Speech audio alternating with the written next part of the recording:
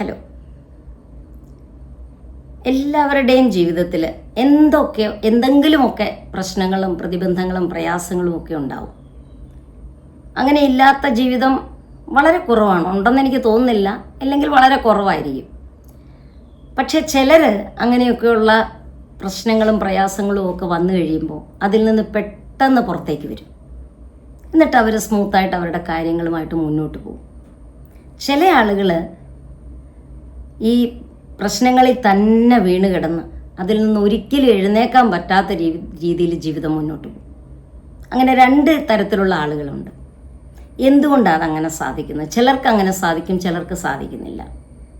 അതിൻ്റെ ഉത്തരമാണ് ഞാൻ ഇന്ന് ഈ എപ്പിസോഡിലൂടെ പറയാൻ ആഗ്രഹിക്കുന്നത്. അത് പ്രധാനമായിട്ടും നമ്മുടെ മനോഭാവങ്ങളിലുള്ള വ്യത്യാസമാണ്. അതായത് രക്ഷപ്പെടുന്ന ആളിൻ്റെയും പെട്ടുപോകുന്ന ആളിൻ്റെയും മനോഭാവങ്ങൾ തമ്മിലുള്ള വ്യത്യാസമാണ് അങ്ങനെ വരുന്നതിൻ്റെ കാരണം.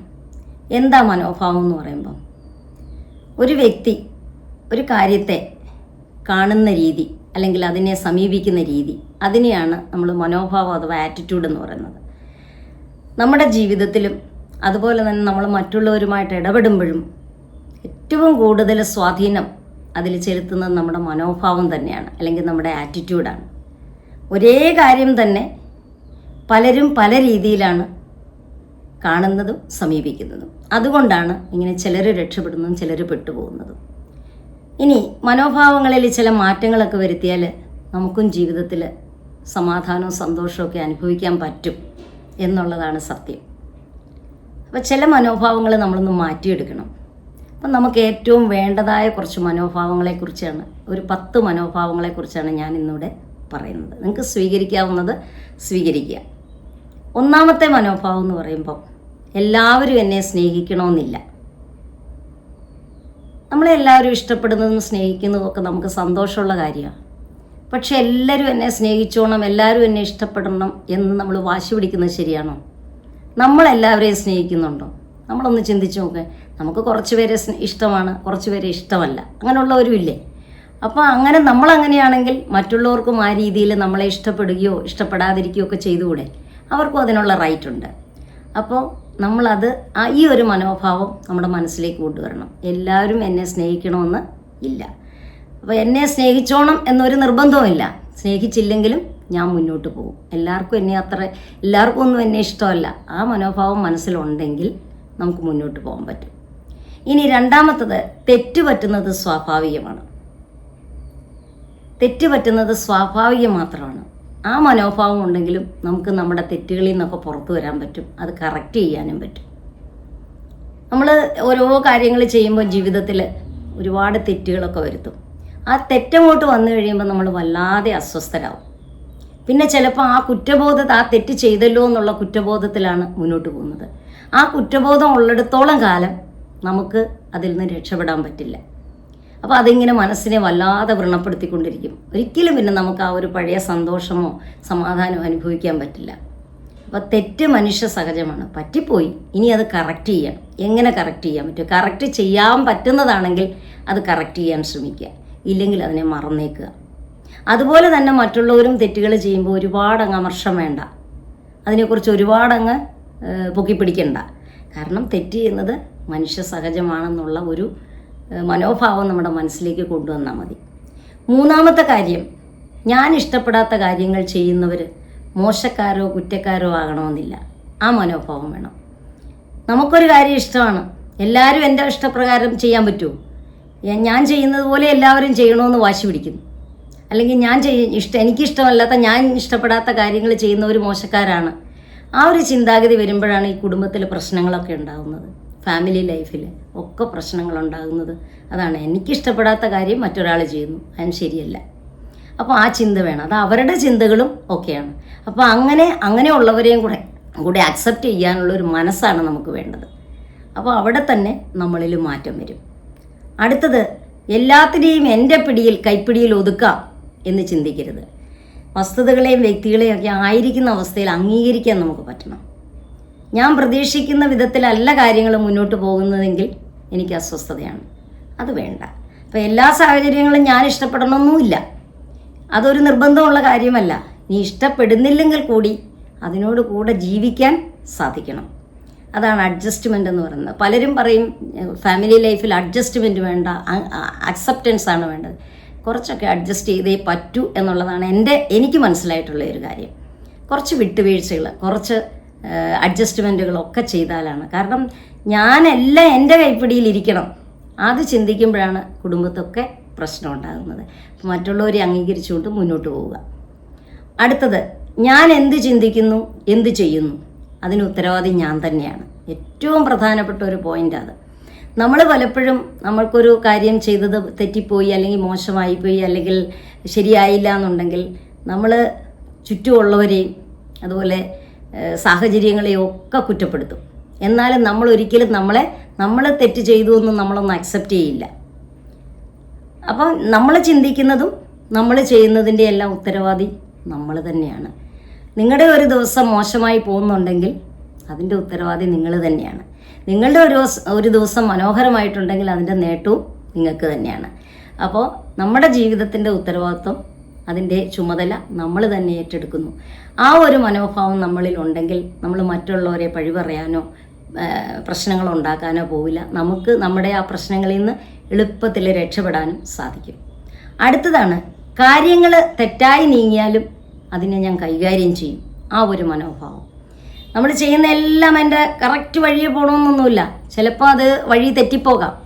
അപ്പോൾ അത് ഞാൻ കറക്റ്റാക്കും, അതിനെ ഞാൻ കൈകാര്യം ചെയ്യും. അങ്ങനെ ഒരു മനോഭാവം ഉണ്ടെങ്കിലും ഈ പറഞ്ഞ അതിരി പ്രശ്നങ്ങളിൽ നമുക്ക് എളുപ്പം പുറത്തു വരാനായിട്ട് സാധിക്കും. നമ്മൾ ചെയ്യുന്ന എല്ലാ കാര്യങ്ങളും എപ്പോഴും വിജയകരമാവണമെന്നുണ്ടോ? ഒരു നിർബന്ധവുമില്ല. എന്തെങ്കിലും വീഴ്ച സംഭവിച്ചാൽ എന്താ ആകാശം ഒടിഞ്ഞു വീഴുമോ? അങ്ങനെയൊന്നുമില്ല. അന്ന് നമുക്ക് കറക്റ്റ് ചെയ്യാവുന്നതാണെങ്കിൽ കറക്റ്റ് ചെയ്ത് മുന്നോട്ട് ഞാൻ പോകും എന്നുള്ളൊരു മനോഭാവം നമ്മളിൽ ഉണ്ടാകണം. ഇനി വിഷമകരമായ സാഹചര്യങ്ങളെ വിട്ടോടാനല്ല, ധൈര്യത്തോടെ നേരിടാനാണ് ഞാൻ ശ്രമിക്കേണ്ടത്.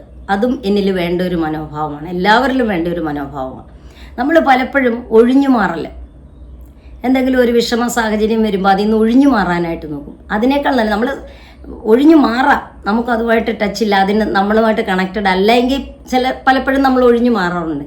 ഇനി കണക്റ്റഡ് ആയിട്ടുള്ള ഒരു കാര്യം, നമ്മുടെ ഫാമിലി കാര്യം, അങ്ങനെ ഉണ്ടെങ്കിൽ ആ ഒഴിഞ്ഞു മാറലല്ല നല്ലത്. അതിനെ ധൈര്യത്തോടു കൂടി നേരിടാൻ ശ്രമിക്കണം. അപ്പം നേരിടുമ്പോൾ നമുക്ക് ഒത്തിരി ബുദ്ധിമുട്ടുകൾ ഉണ്ടാവും. പക്ഷെ അതൊക്കെ ഞാൻ സഹിക്കും, അതൊക്കെ ഞാൻ ഫേസ് ചെയ്യും എന്നുള്ള ഒരു മനോഭാവത്തോടു കൂടി മുന്നോട്ട് പോയാൽ പ്രശ്നങ്ങളിൽ നിന്നെല്ലാം നമുക്ക് പുറത്തു വരാനായിട്ട് സാധിക്കും. അതുപോലെ അടുത്ത ഒരു മനോഭാവം വേണ്ടത്, എൻ്റെ പ്രശ്നങ്ങൾ മറ്റാരും കൈകാര്യം ചെയ്യേണ്ടതില്ല. നമ്മൾ എന്തെങ്കിലും ഒരു പ്രശ്നം വരുമ്പോൾ എപ്പോഴും സ്വയം കൈകാര്യം ചെയ്യാനായിട്ട് ശ്രമിക്കത്തില്ല. നേരെ മറ്റുള്ള ആൾക്കാരുടെ അടുത്ത് കോണ്ടാക്ട് ചെയ്യും. എനിക്കിങ്ങനെ സംഭവിച്ചു, അങ്ങനെ സംഭവിച്ചു, ഞാൻ എന്താ. നിങ്ങളുടെ കാര്യങ്ങൾ കൈകാര്യം ചെയ്യാൻ നിങ്ങളോളം കഴിവുള്ള വേറെ ആരുമില്ല. അത് പരിഹരിക്കാനുള്ള എല്ലാ ശക്തിയും നമ്മുടെ ഉള്ളിൽ തന്നെ ഉണ്ട്. ആ സമയത്ത് നമ്മൾ എന്ത് ചെയ്യും? എന്തെങ്കിലും ഒരു വിഷയം വരുമ്പോഴത്തേക്ക് നിലവിളിയായി ബഹളമായി, അപ്പം നമുക്ക് ചിന്തിക്കാനുള്ള ആ ഒരു കപ്പാസിറ്റി അങ്ങ് കുറയാണ്. എന്താണ് ഇതിന് സൊല്യൂഷൻ എന്ന് നമ്മൾ ചിന്തിക്കുന്നില്ല. അതേസമയം വിജയികളായിട്ടുള്ള ആളുകൾ അല്ലെങ്കിൽ ഇങ്ങനെ രക്ഷപ്പെടുന്ന ആളുകൾ അവർ ചിന്തിക്കും, ഇതിൽ നിന്ന് എങ്ങനെ പുറത്ത് കിടക്കാം, എങ്ങനെ ഈ പ്രശ്നങ്ങളെ ഫേസ് ചെയ്യാം എന്ന് നോക്കിയിട്ട് അവരത് ചെയ്യും. പിന്നെ മറ്റുള്ളവരുടെ സപ്പോർട്ട് വേണ്ടെന്നല്ല, പക്ഷേ കൈകാര്യം ചെയ്യാൻ നമുക്ക് തന്നെ കഴിവുണ്ട് എന്നുള്ള സത്യം നമ്മൾ മനസ്സിലാക്കണം. ആ ഒരു മനോഭാവം നമുക്കുണ്ടെങ്കിൽ നമുക്ക് എന്ത് ഇഷ്യൂസ് വന്നാലും അതിൽ നിന്ന് പുറത്തു വരാനായിട്ട് പറ്റും. പിന്നെ കഴിഞ്ഞ ജീവിതത്തിൽ എന്ത് സംഭവിച്ചു എന്നുള്ളത് എൻ്റെ ഇന്നത്തെ ജീവിതത്തെ നിയന്ത്രിക്കേണ്ടതില്ല.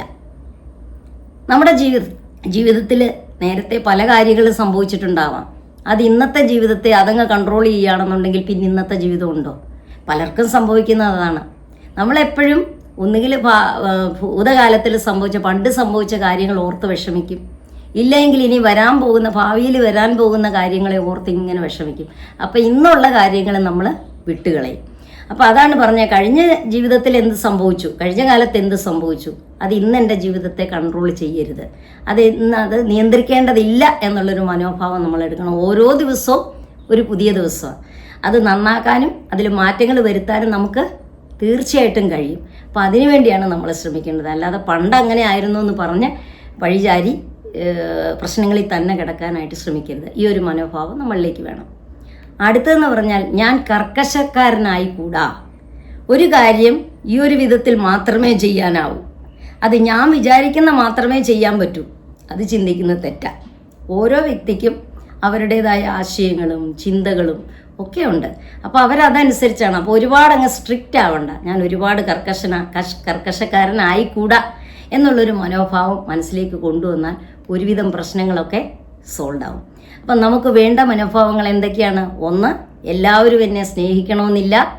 രണ്ടാമത്, തെറ്റുപറ്റുന്നത് സ്വാഭാവികം മാത്രമാണ്. മൂന്നാമത്തത്, ഞാൻ ഇഷ്ടപ്പെടാത്ത കാര്യങ്ങൾ ചെയ്യുന്നവർ മോശക്കാരോ കുറ്റക്കാരോ ആകണമെന്നില്ല. അടുത്തത്, എല്ലാത്തിനെയും എൻ്റെ പിടിയിൽ ഒതുക്കാമെന്ന് ഞാൻ ചിന്തിക്കരുത്. അടുത്തത്, ഞാൻ എന്ത് ചെയ്യുന്നു എന്ത് ചിന്തിക്കുന്നു എന്നതിൻ്റെ ഉത്തരവാദി ഞാൻ തന്നെയാണ്. കാര്യങ്ങൾ തെറ്റായി നീങ്ങിയാലും അതിനെ ഞാൻ കൈകാര്യം ചെയ്യും.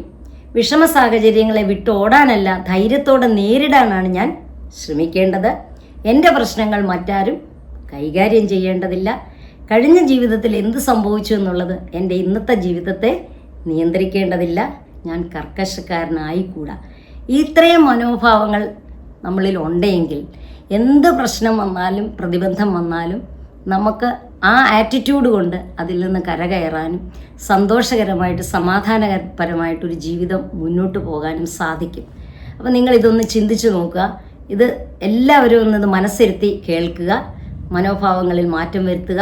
മനോഭാവം അല്ലെങ്കിൽ ആറ്റിറ്റ്യൂഡാണ് എല്ലാത്തിൻ്റെയും അടിസ്ഥാനം. നമ്മുടെ ജീവിതത്തിൻ്റെ മുഴുവൻ എന്ത് കാര്യത്തിൻ്റെയും അടിസ്ഥാനം എന്ന് പറയുന്നത് ആറ്റിറ്റ്യൂഡാണ്. നല്ല ആറ്റിറ്റ്യൂഡ്, നല്ല മനോഭാവം ജീവിതത്തിലേക്ക് വരട്ടെ. എല്ലാവർക്കും എല്ലാ നന്മകളും നേരുന്നു. Thank you so much.